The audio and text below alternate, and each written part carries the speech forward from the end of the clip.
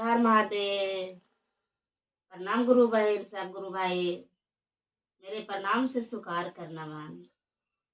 ये कथा कार्यो कथा के ध्यान से सुनना बहन। जिसको पार्ट टाइम नहीं होता है कीर्तन भजन में जाने के लिए, ये कथा बस अपने घर में सुनना, काम करते रहना, कथा सुनते रहना बहन। इस धरती पर अच्छे भी है, बुरे भी है, बेईमान भी है, कई तरह के इंसान है धरती पर।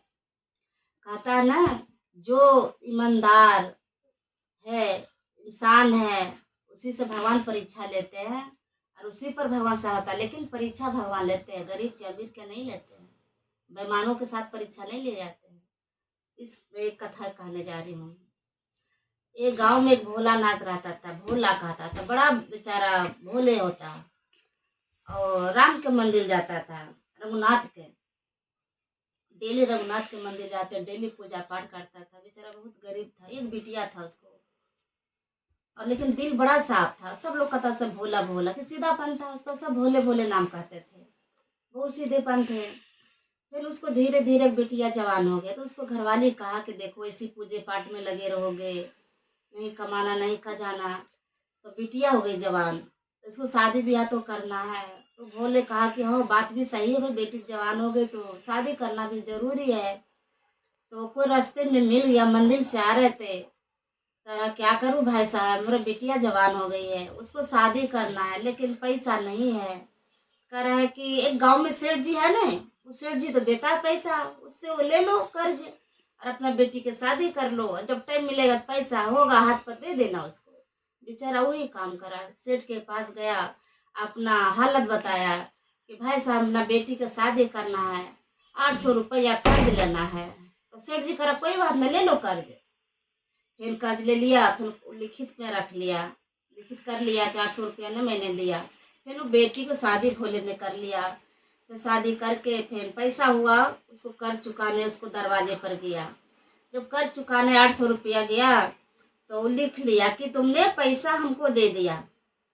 तो भोले ने, भोला था अब पढ़े लिखे नहीं था, वो ने क्या कह दिया सेठ के पास, लिख दो लेकिन मेरे को तो पता नहीं है कि मैं तो पढ़े लिखे है नहीं।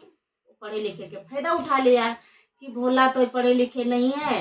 तो जो कागज पर लिखा था कि मैंने जो दे दिया पैसा, वो पैसा पैसा जो दिया था, जो लिखा था, जो पैसा अपना वाला अपने पास रखा, और जो जो कह दिया भोला तुम्हें पढ़े लिखे नहीं, तो ये कागज आओ बनाया और वो वाला पैसा वाला कागज वो दे दिया जिस पर लिखा था कि नहीं पैसा चुकती करा था, वो वाला दे दिया भोले के पास।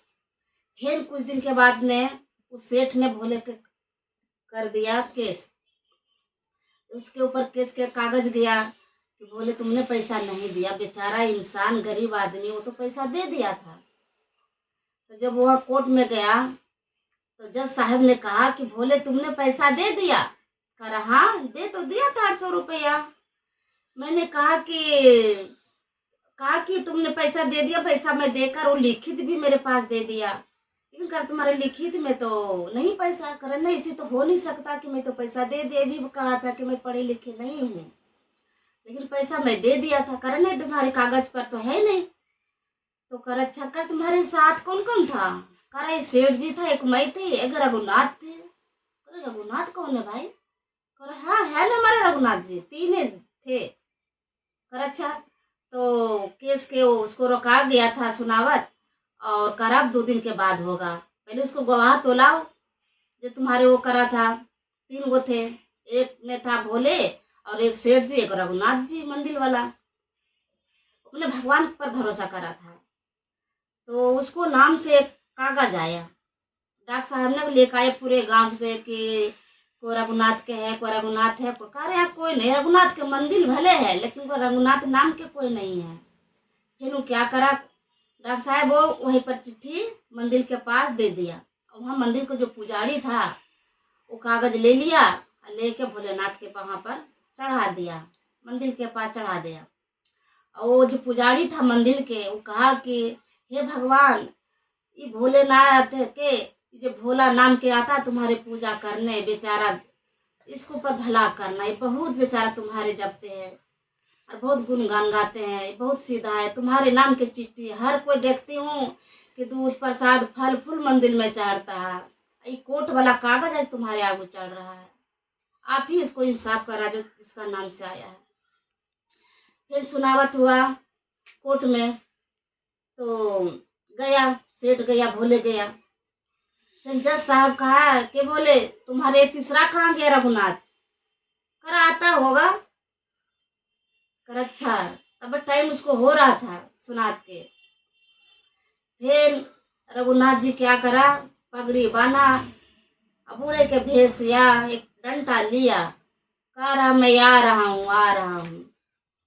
कटघरा में खड़ी हो गया रघुनाथ जी, खड़ा होके कहा कि ये जो पर्ची, जो 2 पर्ची इसको पास है, जो दिया है इसको 21 नंबर अलमारी में है, जो पैसा दिया छुपा रखी है डायरी के अंदर, और जो जिस पर लिखा था कि नहीं ये पर्ची है, इसको बंदी बनाए जाए सेठ जी को, और आप लोग जाके इसको घर में देखो कि है कि नहीं। तो उसको उसी टाइम बंदी बनाया गया था सेठ जी के, और जो पुलिस था उसको घर में गई, उसमें देखा अलमारी में सच वही कागज वही डायरी में था। तो फिर कह के और फिर वो चले गए।